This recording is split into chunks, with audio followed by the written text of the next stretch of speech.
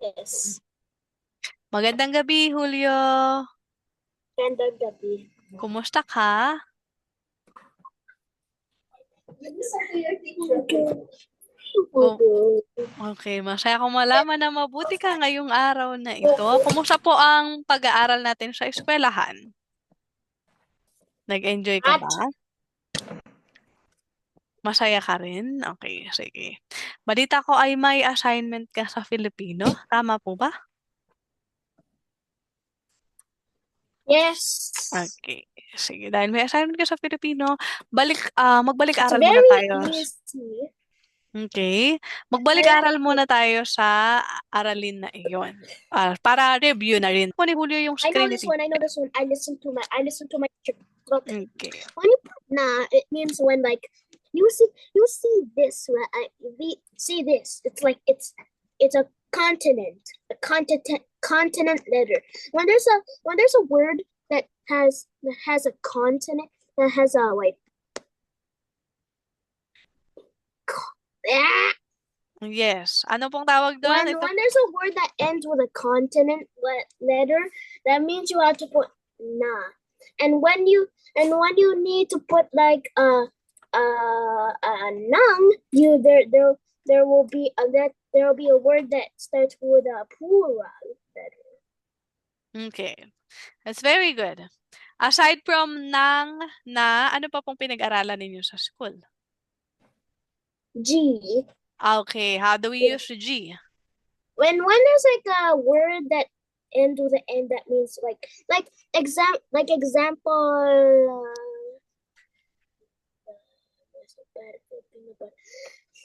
Like mag like if a word has an N that ends with an N, that means you have to put a G for n. Okay. That's great to know. Maraming salamat, Julio. Masaya ko kasi naalala mo yung mga bagay na ito. Okay? Pero bago tayo magtungo sa pagsasagot sa iyong mga takdang aralin, pag-usapan mo natin ito saglit para mas mabalikan mo siya at mas maalala. Ano po ang tawag natin sa mga iyon? Ang tawag natin doon, Julio, sa nang, na, at G, ang tawag po doon ay mga ito po. Pang-angkop. Okay, ito po ay mga pang-angkop. Bakit natin ginagamit ang mga pang-angkop? Dahil ito yung mga katagang nag-uugnay sa dalawang magkasunod na salita or it connected the two words together. Ginagamit ito upang maging magaan o madulas ang pagbigkas sa dalawang salita. So, merong tatlong uri nito. Una po ay yung ng, NG, na, at yung G. Okay, katulad ng sinabi mo, Julio, sa English, ito po ay consonant. Sa Filipino, ang tawag po dito ay patinig. Idinudugtong ang NG o nang sa naunang salita na nagtatapos po sa patinig or in English, consonant. Ano po yung mga halimbawa? Pwede bang pakibasa ni Julio yung example? Mabuti kaibigan Okay. or mabuting kaibigan, and bata malusog or batang malusog. Okay, let's correct ourselves. Julio, it's actually not consonants. It's vowel. Okay? Patinig. Vowels. I think we forgot That's what we that's what I was yeah, talking about. we forgot about it. Okay, in English it's vowel, in Filipino that's patinig. All right, not consonant. Okay. At inilalagay naman ang na sa pagitan ng dalawang salita kapag ang unang salita ay nagtatapos sa patinig or sa consonant. Ano po yung halimbawa noon? Na. Pakibasa po. Okay. Mabigat. Mabigat na bag. Mataas na puno. Okay, salamat po.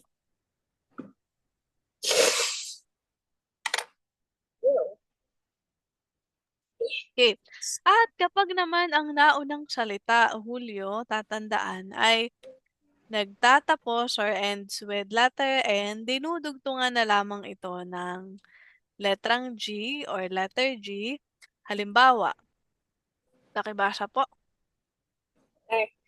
Maiwang nag-iisa. Hanging sariwa. Okay. Tatandaan, ginagamit natin yung letter G or G kapag nagtatapos sa letrang N yung salita. Okay? Sige po. Julio, may tanong ba si Julio tungkol sa mga pang-angkop? May tanong po? Naunawaan po ba ang lahat? Is everything clear about it? Okay. Since everything is clear about it, I'm gonna share with you your assignment so we could start answering it. Okay. Julio, may I know which one is your assignment here?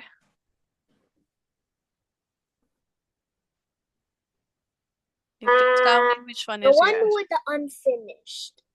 Oh, this one. Number. Yes. Okay. It's It's okay. the one that says gawin mo. Okay, this one. Gawin Yes, mo. only that. It's Okay. you just have to like put like words like mabuti na ina, mahusay na bata. Very good. Bata. Very good. Okay, so ito po yung panuto. Magbigay ng 10 parirala na may pang-angkop na nang. Isulat ang mga ito sa patlang. I know. Teacher, what's mahusay? Means great. Julio, ang gagamitin po natin ay NG, hindi NA. Okay, mahusay na bata. NG. Yes, NG, not NA, right? Okay, number 2 is correct, mabuting ina. But mahusay na bata, we have to rewrite that again. Okay, because we cannot say mahusay ng bata, right? Okay, kailangan nagtatapos po siya. Do you have your eraser with you? You can definitely use that. Kailangan nagtatapos po Using a siya. pen. Okay, so let's have number 1. The word should end with a vowel so that you can add ng to it or nang to it. Just like mabuting ina. It ends with letter I. Vowel I. Okay, instead of saying mahusay na bata, what else can we say? Just change the adjective. Makulit ang aking kapatid. Makulit. Okay, let's check the word makulit. Makulit ends with letter T, and letter T is not a vowel. Nice try. Okay, remember, Julio, the word should only end with a, e, I, o, u. Mabuti. Mabuting ina. Cough. Ubo? Cough? Ubo. Or do you want to say inuubo? Inuubong bata. Like that. Oh, okay. Inuubong bata. Just like, isn't it supposed to end with capital? Very good.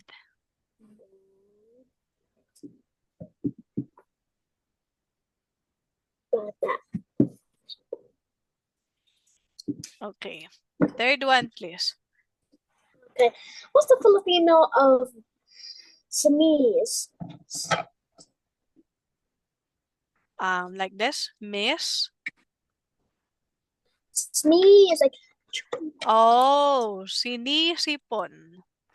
Sinisipon. But it doesn't end with a, e, I, o, u, right? You can just add G to it. No. Okay, but you can't definitely use. Hinga. Singa.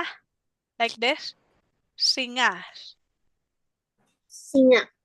Yes. Sumi, Singa ang aking singang. kapatid. Sumisingang bata.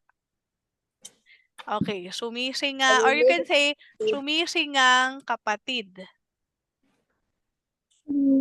That would be the third one. Sumisingang. Oh, sorry. Sorry. I did not mean to. Sumisingang kapatid. Can I make it kapatid? Okay, that's right. That's nice. Fourth one, please. Can do it.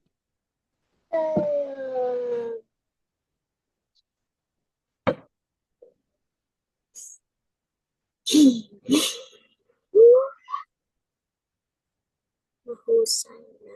Well, I forgot at number 1 it's wrong because in Mahusay it's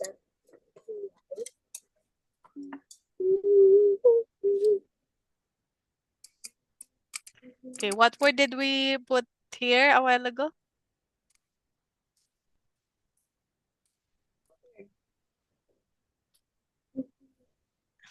Inuubong, right? Coughing. Yes. Inuubong bata. Yes. How about the fourth one? Try to think of a word that ends with a vowel or a patinig, and then you'll be What able. about sumisingang kapatid? There was already we already answered 4. Still the third one. That's still the third one, Julio. That's just the third one. Because we changed the first one, right? Number 2 is the only correct, and then we have here the third one. But for number 3, I answered inuubong bata. Okay, for number 1, what is your answer? Mahusay. Okay. Julio, we cannot say mahusay ng bata, right? Right. Okay, you have to change that.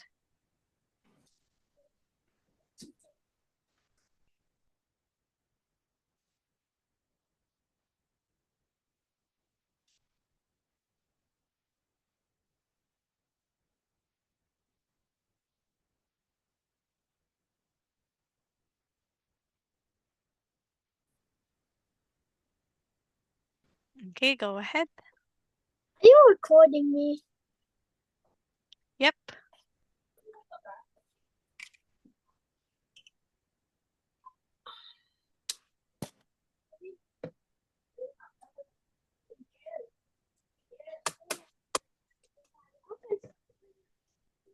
Okay. So you ready to proceed to number?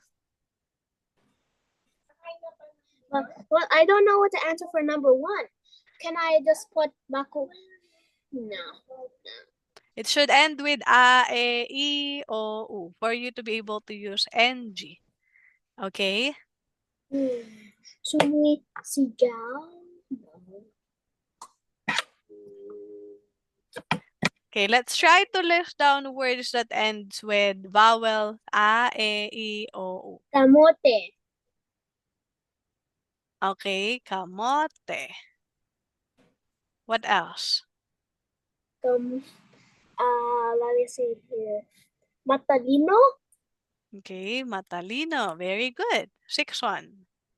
But I'm just looking at my other sheet work and teacher said no, do not copy it.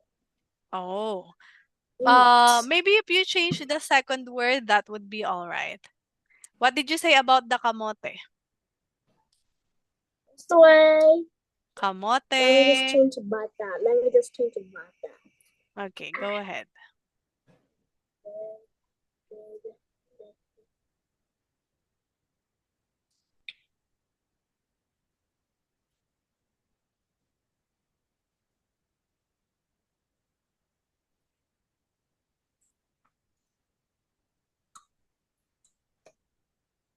You can do it.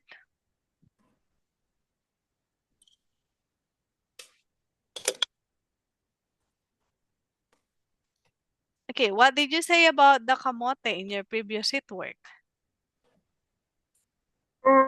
Kamote masarap. Okay. How will you describe the other kamote? It's not only masarap. Kamoteng. What's the taste of kamote? Is it salty? Maalat ba to? Matamis? Mapait? Maasim?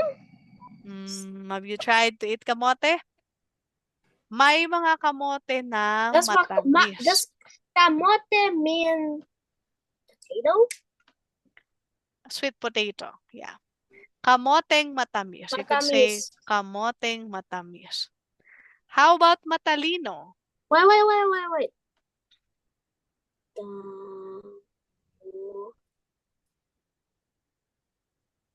Kamote ng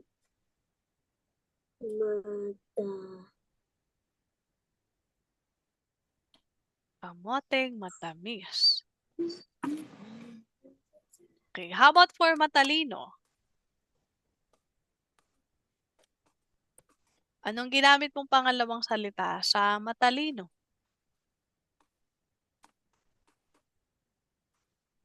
What? Matalino. Kindly check your worksheet or your set work so that we could change it. But I already put kamoteng ng matamis. Kamoteng matamis. You have to kailangan, Julio, nakasulat sa malapit yung NG. Idudugtong po siya. Hindi siya magkalayo like this. Okay? Kamoteng. Okay, I'm done. Okay, how about for Kamoteng matalino? matamis. Yes, for matalino. How did you use the word matalino in your previous worksheet so that we could change that? Matalino. Sino ang matalino? Bata. Okay, change the word bata. Matalinong. Tatay. Okay, definitely right. Okay, now let's have the sixth one. You just have to think of a word that Wait. ends with vowel.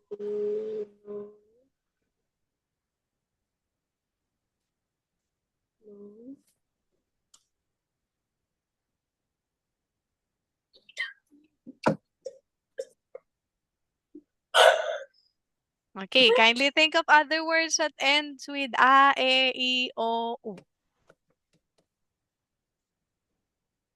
What are those Umupo. words? One more time. Umupo. Umuupo. Okay. Umuupong. Sino ang umuupo? Umuupong. Kapatid. Wow, you already have kapatid here. Change the noun. Umuupong. Okay, think about the member of your family. Okay, Nanay. umuupong nanay.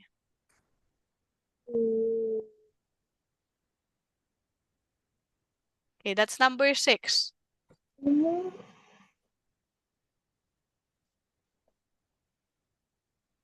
Okay, that is number 6.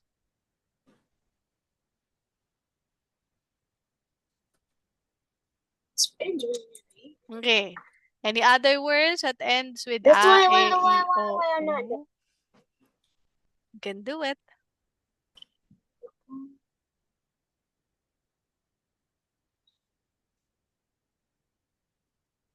There you go.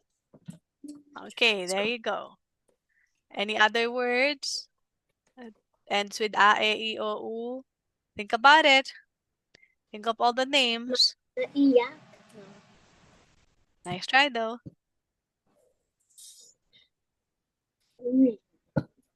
How about your hand? Your fingers? It could be a number, right? A number. Isa. Yes. Isa. Isang kapatid ko. You already use kapatid. Isang It could be a part of a body. Bahagi ng katawan. Isang. okay. Isang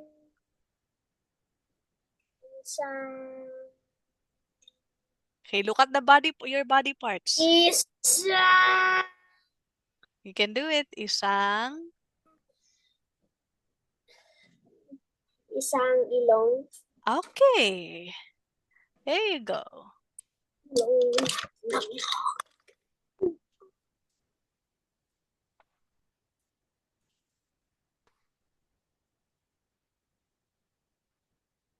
Great job.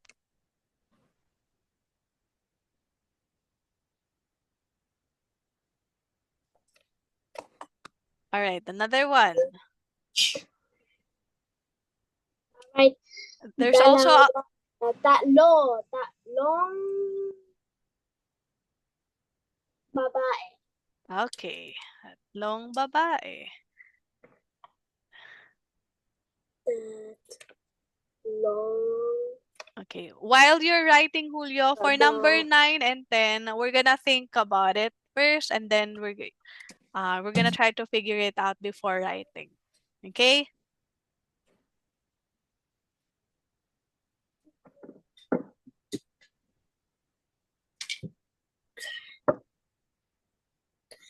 Isa, dalawa. Okay, dalawang Pusa. Dalawang aso.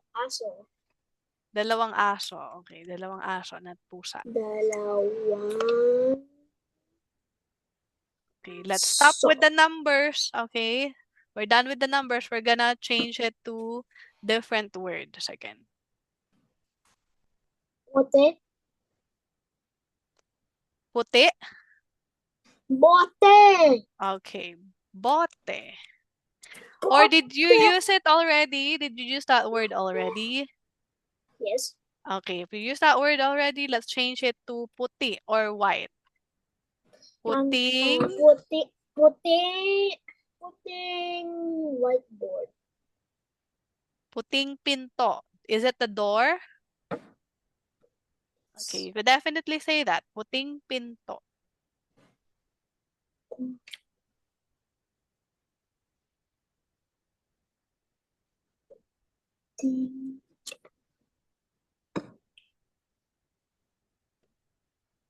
There you go. Okay, are we on the same page? Are we done with your assignment in Filipino? Yes. All right. Okay, so that's it, Julio, for your assignment in Filipino. For mastery purposes, we're gonna try a worksheet here. Okay, susubukan po nating tukuyin kung ano ang dapat nating gamitin. Ito ba ay N, NG, or na? Okay, sige, pakibasa po yung una. Okay, sabi dito, punan ang patlang ng tamang pang-angkop. Number 1, Julio. This is easy. Mabilis. Okay. Na. This is not. That is not. Okay, Okay. let's try to read it.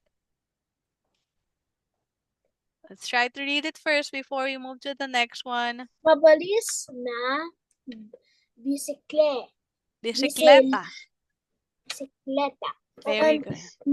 Matuling sasakyan. That's good. Number 3, please. Hinog.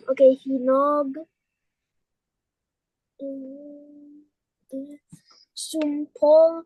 Okay, sumpong. Okay,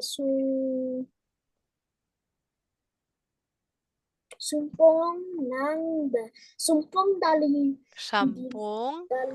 Sampung daliri. Number 5.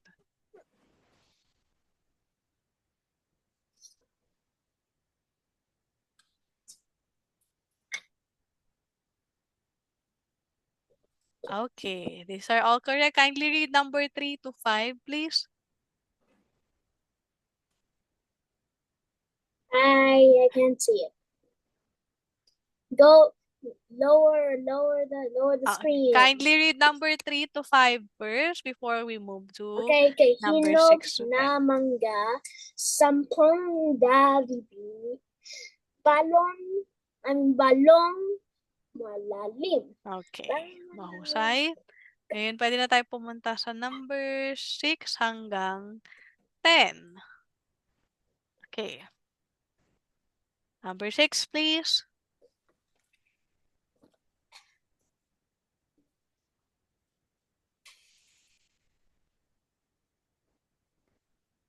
Na. Alright.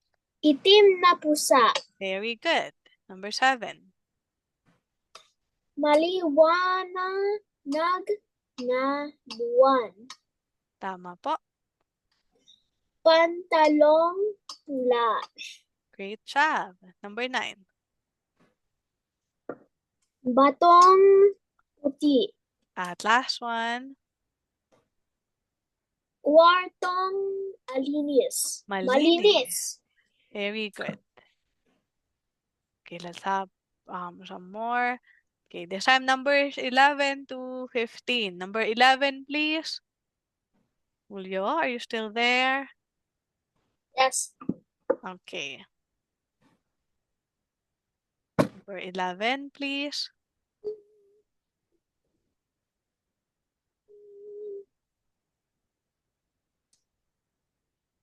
Okay. Isda. Isdang matinit. Tama po. Berdeng chanelas. Lamping marumi. Kahong malaki. Bulaklak na mabango. Magaling. Okay. Tama po ang mga bagay na iyon, Julio. Ipagpatuloy lamang po. Okay. May tanong ba si Julio? Mga bagay na nais linawin. Sige po. Why is the star shaped like a J? It's for you, Julio. Letter J. Okay. Alright. Sige, Julio. Bilang pangwakas, okay. Kailan po natin ginagamit muli ang NG? Ginagamit natin ang pang-angkop na NG kapag ang salita ay nagtatapos saan?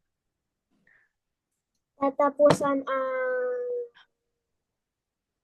Nagtatapos sa patinig o katinig? A, E, I, O, U. Okay, kapag nagtatapos sa patinig na A, E, I, O, U. Kailan naman natin ginagamit ang na o NA? Continent. Okay, kapag nagtatapos sa katinig. At ang G, kailan natin ginagamit ang G? Sa N. Okay, kapag ang salita ay nagtatapos sa letrang N, dinudugtungan na lamang ito ng letrang G. Ano nga po uli, Julio, ang tawag natin sa ng, na, at G? Ano po ang tawag natin dito? Ito ay tatlong uri ng